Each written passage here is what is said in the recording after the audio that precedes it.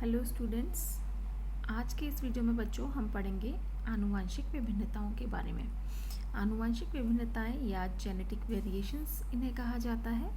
और genetic variations या विभिन्नताओं के जो कारण हैं, किस वजह से ये विभिन्नताएं उत्पन्न होती हैं, वो है रिकॉम्बिनेशन और म्यूटेशन जिसे हम उत्परिवर्तन कहते हैं। ठीक है, तो रिकॉम्बिनेशन क्या होता है, इसे जानने के लिए हम जाएंगे लैंगिक जनन की प्रक्रिया में, जहाँ पे कि दो जनकों से एक नए जीव का निर्माण होता है। अलग अलग जनकों में क्या बनते हैं, युग्मक बनते हैं, और युग्मक जुड़ करके एक नए जीव का निर्माण करते हैं। ठीक है, तो मैटरनल और पैटर्नल कैरेक्टर्स की मिक्सिंग होती है, और इस वजह से जो नया जीव बन रहा है उसे हम कहते हैं रिकॉम्बिनेंट। ठीक है, नया जीव जो बना वो कहलाता है रिकॉम्बिनेंट, और ये प्रोसेस कहलाती है रिकॉम्बिनेशन। तो ये जो नई कॉम्बिनेशन नए जीव में आते हैं, ये हम पहले भी देख चुके हैं कैसे आते हैं। एक तो होता है इंडिपेंडेंट असॉर्टमेंट ऑफ क्रोमोसोम्स, स्वतंत्र रूप से अपव्यूहित होते हैं गुणसूत्र, उस वजह से आता है।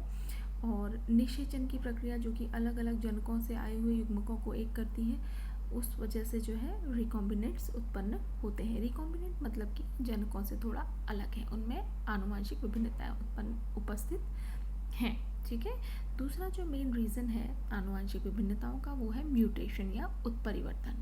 इस वीडियो में बच्चों मैं आपको म्यूटेशन के बारे में ही डिटेल में बताऊंगी, कितने प्रकार के म्यूटेशन होते हैं, और इसी म्यूटेशन या उत्परिवर्तन के कुछ प्रकारों का अध्ययन हम इस वीडियो में करेंगे।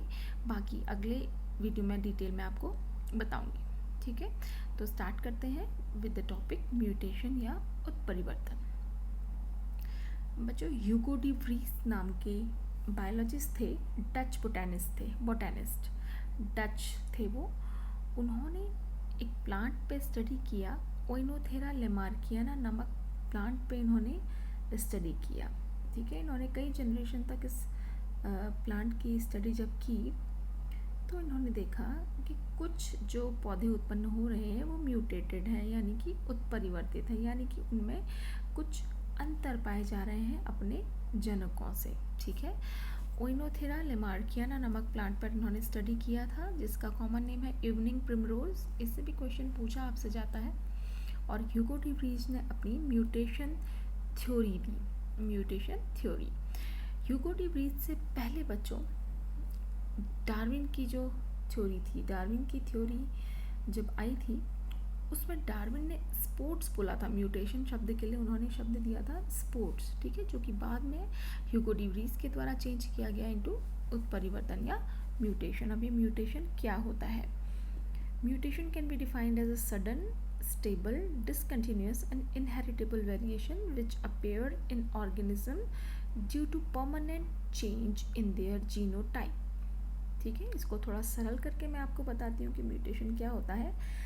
किसी भी जीव के जीनोटाइप में अचानक से होने वाला एक स्थायी और वंशागत परिवर्तन जो होता है, वो कहलाता है उत्परिवर्तन। ठीक है, और ये एक स्थायी परिवर्तन होता है। स्थायी होने के साथ ही ये परिवर्तन क्या होता है, वंशागत होता है, एक पीढ़ी से दूसरी पीढ़ी में ये ट्रांसफ़र होता है।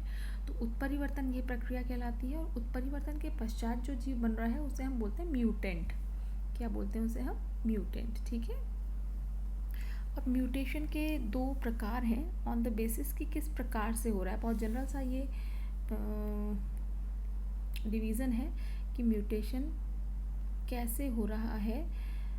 नेचुरली अगर म्यूटेशन हो रहा है, अपने आप ही अगर जीनोटाइप किसी जीव का चेंज हो रहा है, that is known as spontaneous mutation. ठीक है, अपने आप, कोई बाहरी कारक नहीं है, नेचुरली। ठीक, तो उसे कहते हैं स्पॉन्टेनियस म्यूटेशन। सेकेंड है if any agent is used to increase the frequency of mutation, कि उत्परिवर्तन की जो दर है उसको अगर बढ़ाया जा रहा है किसी कारक की वजह से, एक्स रेज है, गामा रेज है, कोई भी आर्टिफिशियल केमिकल हम यूज़ कर रहे हैं उत्परिवर्तन को तेज़ करने के लिए, तो वो कहलाता है induced mutation. These are two simple types of mutation. ठीक है बच्चों, तो बच्चों आगे बढ़ते हैं। दो टाइप के बच्चों म्यूटेशंस होते हैं। पहला जो म्यूटेशन है वो है जीन म्यूटेशन। ठीक है, और दूसरा म्यूटेशन है वो है क्रोमोसोमल म्यूटेशन। ये क्रोमोसोमल म्यूटेशंस के बारे में मैं आपको नेक्स्ट वीडियो में बताऊंगी। इस वीडियो में हम डिटेल में पढ़ेंगे about the gene mutation which is also known as point mutation. ठीक है, ये जो जीन म्यूटेशन होता है इसमें जीन की संरचना में परिवर्तन होता है। Structure of the gene gets changed in this gene mutation. ठीक है, तो जीन म्यूटेशन क्या है और इसके कितने प्रकार हैं इसको हम समझते हैं। इससे पहले हम समझते हैं संरचना, एक गुणसूत्र और जीन की। देखो बच्चों, उत्परिवर्तन की कई सारी परिभाषाएं, जैसे मैंने आपको बताया कि किसी भी जीव के जीनोटाइप में अचानक से होने वाला कोई भी परिवर्तन जो है वो कहलाता है उत्परिवर्तन। उत्परिवर्तन के मैंने आपको दो टाइप बताए, जीन उत्परिवर्तन और क्रोमोसोमल उत्परिवर्तन। ठीक है ना, तो पहले हम पढ़ रहे हैं जीन उत्परिवर्तन के बारे में। तो जीन्स की संरचना जानने के लिए ये बच्चों एक गुणसूत्र की संरचना, सिंपल संरचना मैंने यहाँ पे बनाई है। ये एक गुणसूत्र है। ये जो गुणसूत्र होता है ये बना होता है किससे? डीएनए से। ठीक है, गुणसूत्र किसका बना हुआ होता है? डीएनए का। और डीएनए पे उपस्थित स्मॉलर सेगमेंट्स जो होते हैं वो कहलाते हैं जीन। किसी भी डीएनए पर या हम कह लें क्रोमोसोम पर उपस्थित कोई भी स्मॉलर सेगमेंट जो कि किसी एक लक्षण के लिए उत्तरदायी होता है वो कहलाता है जीन। तो जीन क्या है? Gene is a segment of DNA. ठीक, तो change in chemical structure of gene, इस जीन की केमिकल स्ट्रक्चर में जो चेंज हो रहा है या इस गुणसूत्र के जो केमिकल स्ट्रक्चर में चेंज हो रहा है that is known as mutation, right. या इसे इस तरीके से भी हम कह सकते हैं change in the nucleotide sequence of DNA. अब ये न्यूक्लियोटाइड सीक्वेंस ऑफ डीएनए क्या है? न्यूक्लियोटाइड सीक्वेंस से जो डीएनए है, ये डीएनए बना होता है नाइट्रोजनिक क्षारों से। नाइट्रोजनिक क्षार होते हैं उनसे मिलकर के बना होता है डीएनए। तो ये जो न्यूक्लियोटाइड्स हैं इनका जो सीक्वेंस है ये सीक्वेंस ऑल्टर हो जाता है, ये सीक्वेंस चेंज हो जाता है और यही कहलाता है क्या? म्यूटेशन या उत्परिवर्तन। देखो बच्चों, यहाँ पे मैंने आपको बताया है गुणसूत्र है। गुणसूत्र डीएनए का बना है। डीएनए में छोटे सेगमेंट्स क्या कहलाते हैं? जीन। जीन को हम क्या कह सकते हैं? Functional unit of DNA. This gene is also known as the functional unit of DNA. ठीक, और डीएनए क्या होता है? जो डीएनए होता है इसमें इंफॉर्मेशन होती है for the synthesis of proteins. ये जो डीएनए है इसमें प्रोटीन के निर्माण के लिए सूचना होती है जो कि डीएनए से पास ऑन होती है इनटू एमआरएनए एंड एमआरएनए से फिर वो प्रोटीन का निर्माण होता है। ठीक है, तो अब मैं आपको बच्चों थोड़ा सा समझाती हूँ आगे कि न्यूक्लियोटाइड्स क्या हैं। ठीक है, जो मैंने अभी तो आपको बताया गुणसूत्र है, ये डीएनए का बना होता है। डीएनए में न्यूक्लियोटाइड्स की सीक्वेंस होती है, यही स्मॉल सेगमेंट्स जीन कहलाते हैं, है ना। तो ये न्यूक्लियोटाइड सीक्वेंस क्या है? और जैसे मैंने आपको बताया कि डीएनए से इंफॉर्मेशन प्रोटीन सिंथेसिस के लिए आगे जाती है। तो ये कैसे, क्या है प्रोटीन सिंथेसिस? डीएनए से प्रोटीन सिंथेसिस कैसे होता है? न्यूक्लियोटाइड सीक्वेंस क्या है? इसको थोड़ा हम समझते हैं। देखो बच्चों, न्यूक्लियोटाइड एंड न्यूक्लियोसाइड दो चीज़ें होती हैं। न्यूक्लियोटाइड मतलब, न्यूक्लियोटाइड्स क्या होते हैं? Nucleotides are building blocks of DNA. जो डीएनए एंड आरएनए है इनकी यूनिट होती है न्यूक्लियोटाइड। ये न्यूक्लियोटाइड ही मिलकर डीएनए और आरएनए का निर्माण करते हैं। डीएनए क्या होता है? Deoxyribonucleic acid and RNA is ribose nucleic acid, right. तो डीएनए और आरएनए का जो निर्माण करते हैं वो करते हैं न्यूक्लियोटाइड्स। ठीक है, न्यूक्लियोटाइड का निर्माण होता है तीन चीज़ों से। तीन मेन चीज़ें होती हैं। पहला है नाइट्रोजनिक क्षार, दूसरा है पेंटोज शर्करा और तीसरा है फॉस्फेट समूह। ठीक है, ये तीन चीज़ें मिलकर के बनाती हैं न्यूक्लियोटाइड को। और nucleotides are the unit of DNA. जो डीएनए होता है वो इन्हीं न्यूक्लियोटाइड से मिलकर के बनता है। अब ये नाइट्रोजनिक क्षार क्या है? नाइट्रोजनिक क्षार बच्चों दो प्रकार के होते हैं, प्यूरीन्स एंड पायरिमिडीन्स। अभी आगे आपको मैं बताती हूँ। उसके बाद पेंटोज शर्करा, फॉस्फेट समूह। ठीक है, तो जो पेंटोज शर्करा है ना, ये पेंटोज शर्करा, डीएनए में जो पेंटोज शर्करा होती है वो होती है डीऑक्सीराइबोस शर्करा, और आरएनए में जो पेंटोज शर्करा होती है वो होती है राइबोस शर्करा। ठीक है, और फॉस्फेट समूह तो फॉस्फेट समूह ही है। तो न्यूक्लियोटाइड्स क्या है? न्यूक्लियोटाइड डीएनए की यूनिट है। इसी न्यूक्लियोटाइड से मिलकर डीएनए का निर्माण होता है। अब आ जाते हैं हम नाइट्रोजनिक क्षार में। ये नाइट्रोजनिक क्षार क्या होता है? बच्चों, नाइट्रोजनिक क्षार दो प्रकार के होते हैं। फर्स्ट है प्यूरीन्स, सेकंड है पिरिमिडीन्स। दो प्रकार के होते हैं। ठीक है, प्यूरिन्स के एग्जाम्पल हैं adenine and guanine, A G. Pyrimidines के जो एग्जाम्पल हैं वो हैं cytosine, thymine and uracil. Uracil वाला जो पिरिमिडिन है केवल आरएनए में पाया जाता है, डीएनए में केवल साइटोसिन एंड थाइमिन पाए जाते हैं, C T U. Okay, DNA में पाए जाते हैं ए टी सी जी, मतलब प्यूरिन्स पाए जाएंगे डीएनए में ए जी और पिरिमिडिन्स सी टी, राइट। और आरएनए में बच्चों क्या होता है, टी, थाइमिन नहीं पाया जाता, आरएनए में थाइमिन नहीं पाया जाता, इसकी जगह पे यूरेसिल नामक पिरिमिडिन पाया जाता है आरएनए में। तो डीएनए में एटीजीसी नामक नाइट्रोजनस क्षार पाए जाएंगे और आरएनए में एजीसीयू नामक पाए जाएंगे, ठीक है।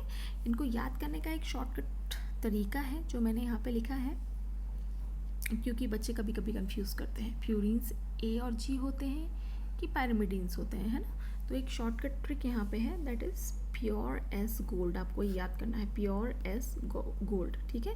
तो प्योर यानी कि प्यूरिन्स, ठीक है, and A is adenine, G is for guanine, right.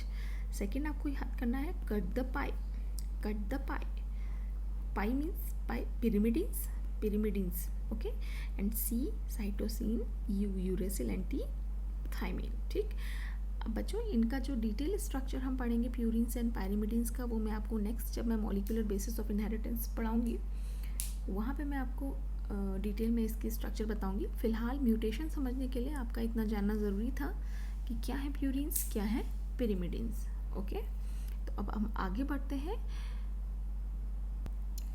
Nucleotide और न्यूक्लियोसाइड बच्चों, यही मैं पहले आपको बता रही थी, नाइट्रोजनी क्षार, पेंटोस शर्करा और फॉस्फेट समूह से मिलकर बनता है न्यूक्लियोटाइड।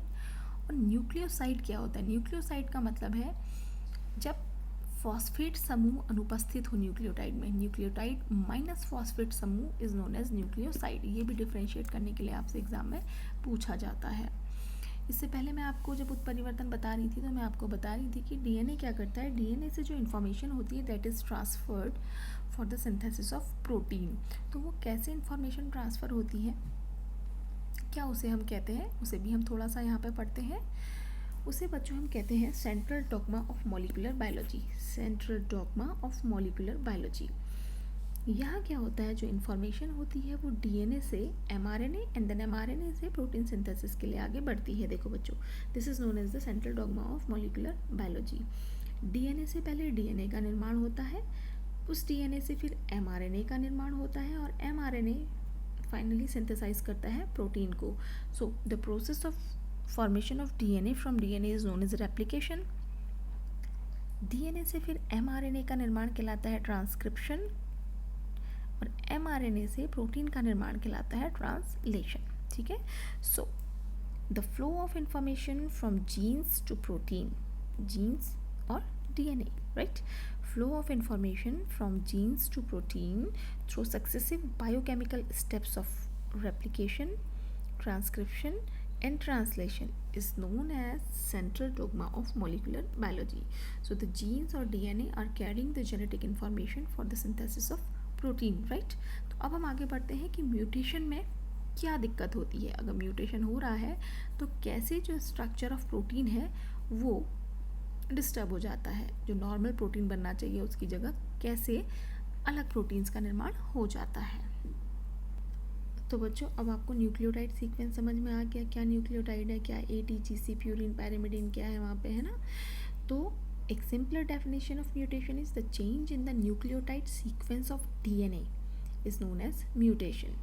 जो डीएनए की न्यूक्लियोटाइड्स की श्रृंखला है उसमें कोई भी परिवर्तन जो हो रहा है वो उत्परिवर्तन कहलाता है। अब सबसे पहले मैंने आपको बताया दो प्रकार के म्यूटेशन होते हैं, तो हम पहले प्रकार के उत्परिवर्तन में आते हैं जिसे हम कहते हैं जीन म्यूटेशन। बच्चों पहला टाइप है जीन म्यूटेशन। यहाँ पर बच्चों जीन की संरचना परिवर्तित हो जाती है, structure of the gene get changed, right. ये जो जीन म्यूटेशन है ये दो प्रकार का होता है, पहला होता है पॉइंट म्यूटेशन और दूसरा होता है फ्रेम शिफ्ट म्यूटेशन, जो मैं आगे आपको बताती हूँ, ठीक है। तो पहला जो है पॉइंट म्यूटेशन जिसे हम कह रहे हैं, इस पॉइंट म्यूटेशन में क्या होता है कि न्यूक्लियोटाइड जो हैं, जो डीएनए में उपस्थित न्यूक्लियोटाइड है वो न्यूक्लियोटाइड में परिवर्तन हो जाता है। अभी मैंने आपको थोड़ी देर पहले बताया था न्यूक्लियोटाइड क्या होता है। न्यूक्लियोटाइड किससे मिलकर बना होता है? नाइट्रोजनस क्षार, पेंटोस शर्करा और फॉस्फेट समूह से।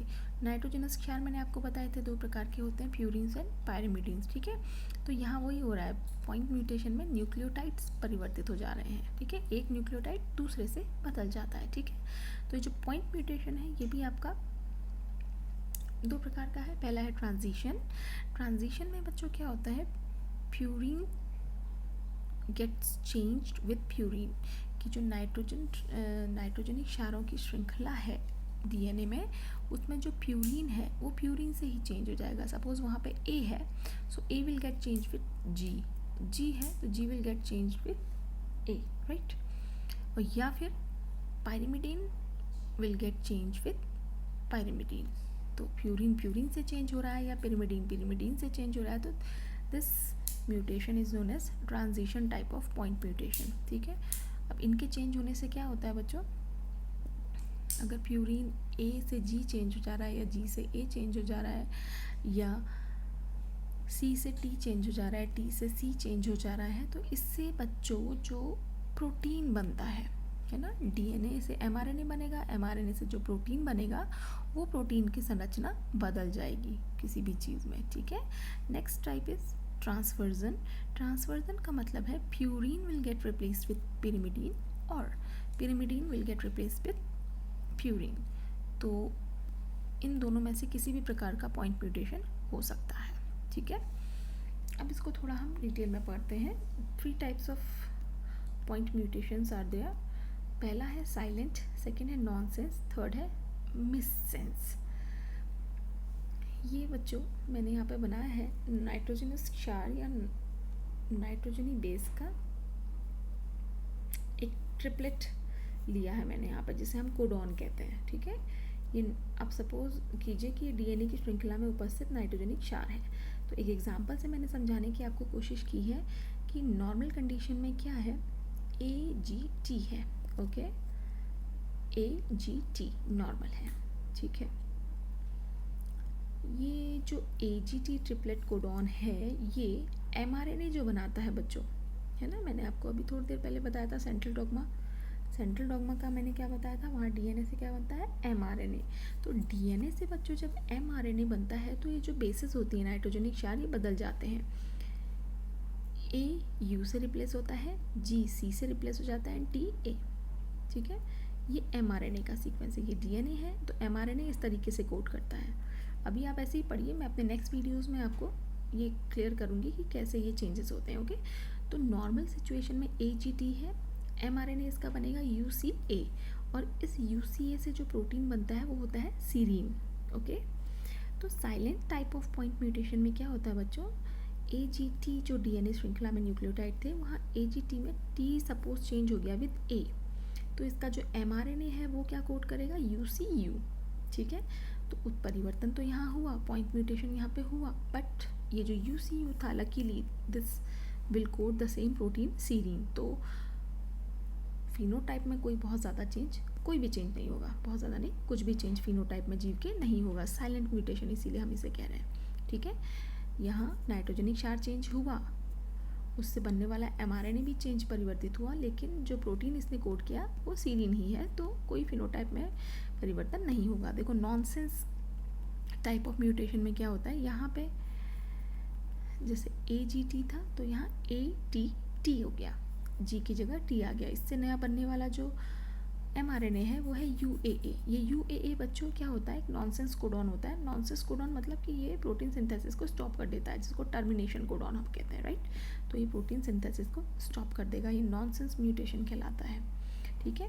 नेक्स्ट है आपका मिससेंस म्यूटेशन। मिससेंस में क्या होता है, सपोज ये AG से चेंज हो गया यहाँ पे, तो इसका जो mRNA है उसका सीक्वेंस CCA हो जाएगा और this will code for another protein that is proline.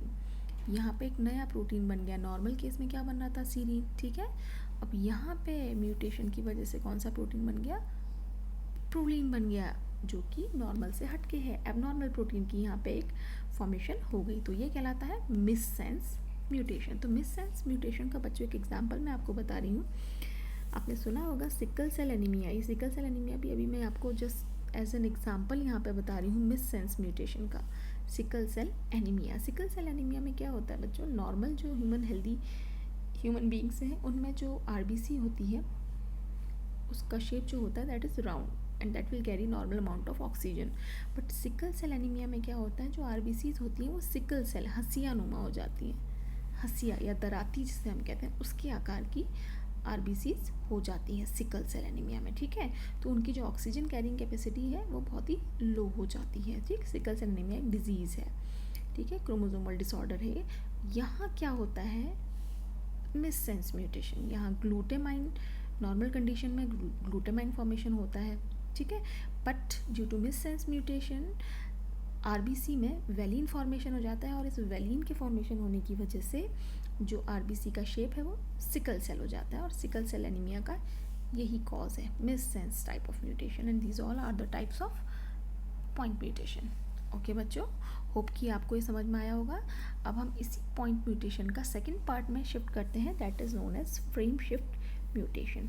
Frame shift mutation में क्या होता है, अभी तक हमने जो पढ़ा था पॉइंट म्यूटेशन, वहाँ पे केवल एक point, a single nitrogenous base is get changed, but here in frame shift mutation एक या एक से अधिक न्यूक्लियोटाइड्स या तो इंसर्ट हो जाते हैं या डिलीट हो जाते हैं। देखो जैसे अब यहाँ पे मैंने डीएनए नहीं लिखा, मैंने केवल एमआरएनए का सीक्वेंस लिखा है बच्चों। देखो AUG, GGG, GCC, AAA, AGUN, UAG।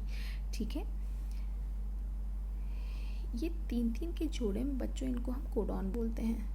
ठीक है, और ये 3 के जोड़े में इसलिए लिखा है क्योंकि यही प्रोटीन का निर्माण करते हैं। 3 के जोड़े में ये एक प्रोटीन का निर्माण करेगा, ये प्रोटीन का, ये प्रोटीन का। ओके, तो मैंने क्या बोला, एक या एक से अधिक न्यूक्लियोटाइड्स या तो इंसर्ट हो जा रहे हैं यहाँ या डिलीट हो जा रहे हैं, और इंसर्शन या डिलीशन की वजह से जो सीक्वेंस है पूरा एमआरएनए का चेंज हो जा रहा है, जिससे कि आगे बनने वाले प्रोटीन हैं वो प्रभावित हो रहे हैं। ठीक है, देखो इंसर्शन में क्या होगा बच्चों, नॉर्मल सीक्वेंस ये बनाया हुआ है, तो सपोज़ यहाँ GCC इस प्लेस पे, GCC प्लेस पे एक नया, एक अलग सा नाइट्रोजनिक क्षार प्रवेश कर गया, तो ये कहलाएगा इंसर्शन। तो C यहाँ प्रवेश हो गया, तो अगला जो सीरीज़ बनेगा CGC, अब ये वाला C अलग हो जाएगा, CAA बनाएगा। ठीक है, ये इसके साथ मिक्स हो जाएगा, AAG इसके साथ मिक्स हो जाएगा, UUA इसके साथ मिक्स हो जाएगा, तो पूरी जो इंटायर सीरीज़ है वो पूरी चेंज हो जाएगी। This is known as insertion and it is a type of frame shift mutation.